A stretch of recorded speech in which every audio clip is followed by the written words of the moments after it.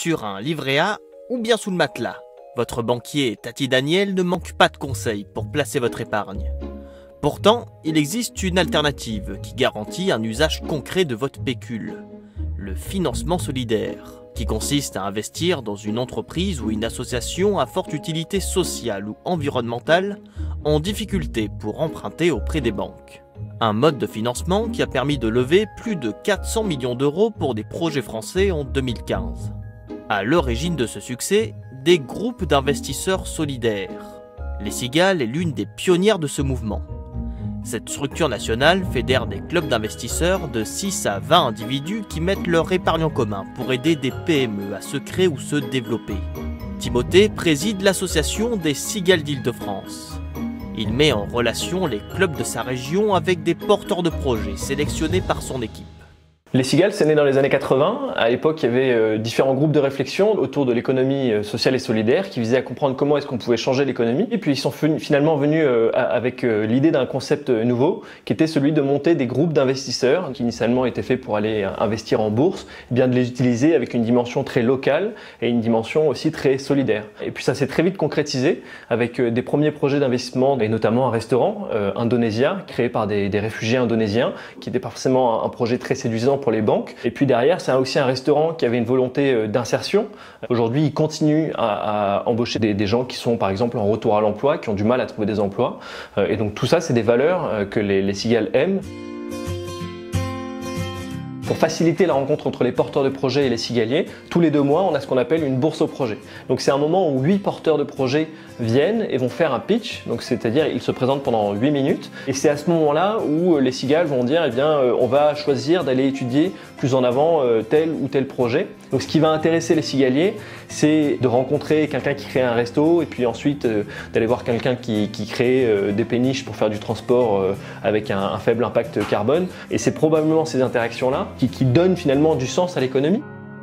Amélie est une cigalière.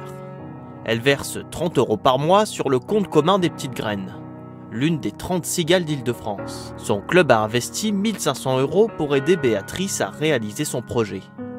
Une cabane en bois pour préparer et servir des plats faits maison sur le parking du fret de l'aéroport d'Orly.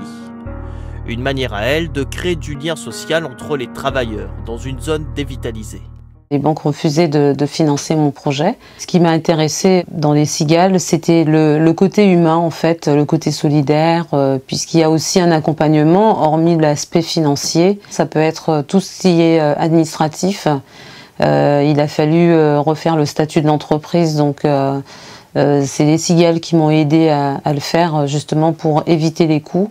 Béatrice, c'est le premier projet que j'ai découvert lors d'une bourse au projet. Ce qui m'intéresse, c'est pas la quête au profit, mais plutôt de soutenir des projets locaux qui vont avoir un impact positif sur la société. On va investir dans des entreprises, des associations, des coopératives, et cet argent-là, on doit le récupérer si le projet existe toujours au bout de 5 ans.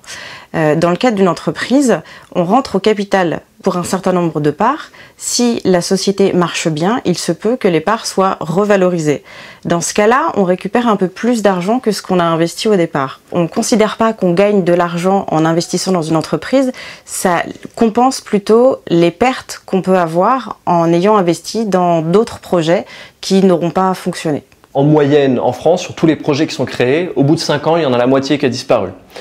Ce qu'on a pu constater ces dernières années, c'est qu'en général, dans les projets soutenus par les Cigales, on avait un taux de survie, si on peut parler ainsi, qui était à peu près de 60%. C'est un petit peu mieux, ce qui peut s'expliquer par différentes choses, notamment peut-être le fait d'avoir un regard extérieur sur la gestion. On peut imaginer et sentir qu'un porteur de projet qui a des gens dans le même bateau que lui, il va être plus solide que quand il est tout seul. Timothée n'étudie pas la viabilité économique d'un projet quand il le sélectionne pour le présenter aux investisseurs. Tout le contraire de 1000 Impact, une plateforme crowdfunding qui optimise les chances de l'épargnant de retrouver son argent avec une plus-value au bout de 5 ans. Une version 2.0 de l'épargne solidaire cofondée par Julien en 2015. À partir de 100 €, n'importe qui peut s'inscrire et investir en ligne dans des projets sociaux et environnementaux présentés par une fiche détaillée. Chaque dossier est minutieusement étudié par l'équipe de 1000 Impact, avec un objectif clair, séduire le plus d'investisseurs possible. Ces entreprises, sur à peu près 100 qui viennent nous voir, on en sélectionne seulement 5. Donc on a des entreprises qui ont un modèle économique, qui ont une équipe qui va se réveiller tous les matins pour aller créer de la valeur, pour la développer et pour générer de la croissance. Principalement, nos investisseurs viennent pour donner du sens à leur argent, à leur patrimoine. Il y a également les personnes qui recherchent une défiscalisation, parce que quand on investit dans une société en France, une PME, on permet de déduire 18% de son impôt sur le revenu ou 50% de son ISF. Et enfin, il y a aussi beaucoup de bénéficiaires de l'entreprise qui investissent parce qu'ils ont besoin du produit, ils ont besoin de ce service. Très concrètement, on a financé Magica Vision, un couteau suisse pour les non-voyants. Donc dans ce projet-là, on a un tiers des investisseurs qui étaient des personnes non ou malvoyantes ou des proches de ces personnes. Aujourd'hui, on est une communauté de 5000 personnes, il y en a plus de 1000 qui sont devenus actionnaires solidaires. Et c'est 2 300 000 € d'investis pour financer 12 entreprises sociales.